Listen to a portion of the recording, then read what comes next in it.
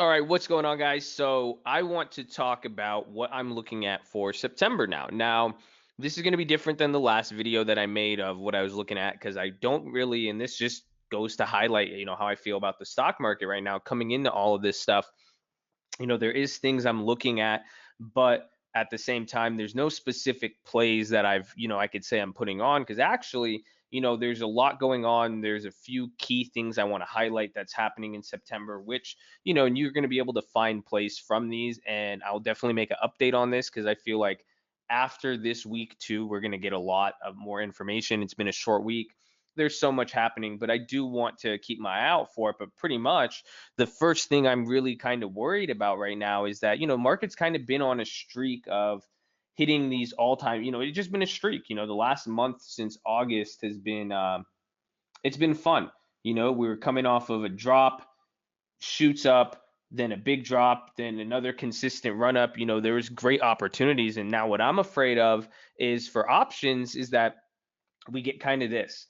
And this is what I'm scared of. I think what I'm kind of expecting, maybe another rip above highs and then maybe a potential correction area or flash crash situation. Now, don't let me get ahead of myself and don't, oh my God, buy puts. That's one possibility, or the next possibility is just this.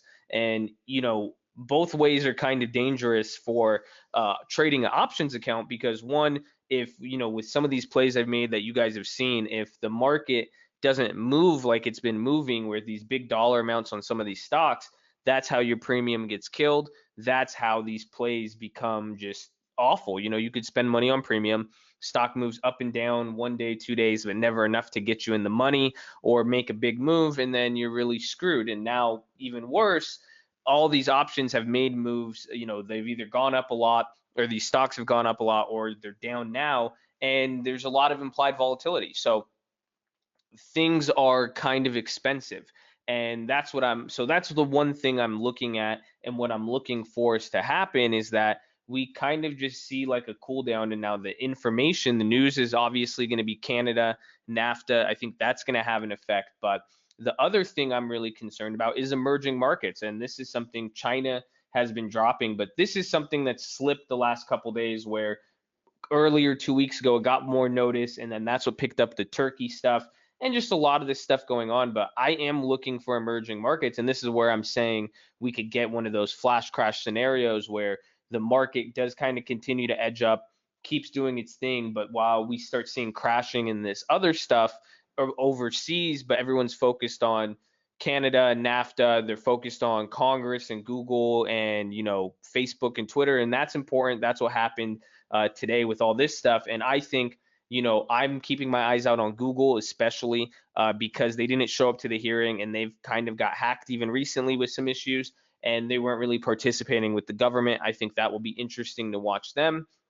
And then another thing I'm watching is Amazon to kind of do, and I'm biased. I'm holding an in the money contract on Amazon now, but and I really would love for it to go back up. But and I'm holding it for this reason is that I wouldn't buy anything on Amazon now, but I would, I'm holding my stuff simply because I think it could do another one of those $1 trillion runs that Apple did, maybe make a few percentage points higher, and that's where you guys got to take advantage of. So that and that, but I'm waiting to see what happens with the emerging markets. But I am looking to see what happens after this week. Like I was saying, I'll give an update, but I'm looking for an opportunity to buy stuff now. I will say there is a discount in tech on some of these options, and that's why I found some options that were cheap on some of these big names. However, like I said, they're only cheap if the stocks bounce up to what these levels were at recently in the last few weeks. However, I'm thinking that if we stay in the same little price range, that's where we could get screwed. So I'm going to wait.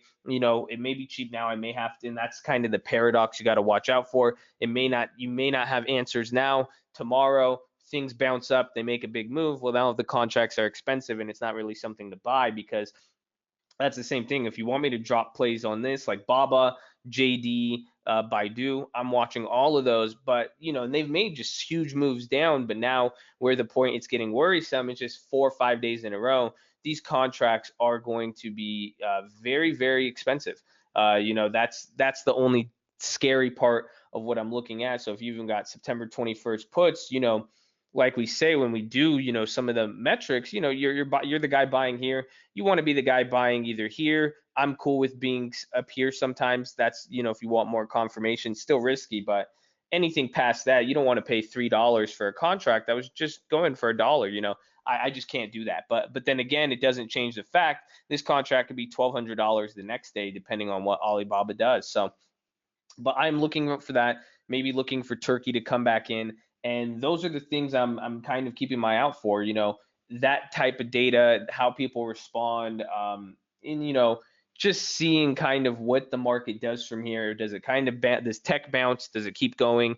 And I think the plays are going to get in there. If the market does show signs, I'm hoping by Wednesday, not Wednesday, Thursday or Friday, tomorrow, the next day, hopefully by Friday, I could be able to make a determinant of, okay, this is what I want to do for next week. And I'm seeing, but again, the minute the market doesn't move and we break this downtrend, like I'll look for Alibaba. Once Alibaba starts kind of holding this price level for a day or so, then we could start to buy calls and puts, either or, one or the other or both, and make our plays from there. But so I'm hesitant. That's the best way to put September, just to see. There is a lot of sentiment that August was quiet. September's, August is usually bad. September's usually bad historically. So there is more sentiment that people are worried for a slash of September, because that's kind of what happened on the first day. August was good, so people are waiting, and there's all this data from all these other places that we're keeping our eyes out on for. But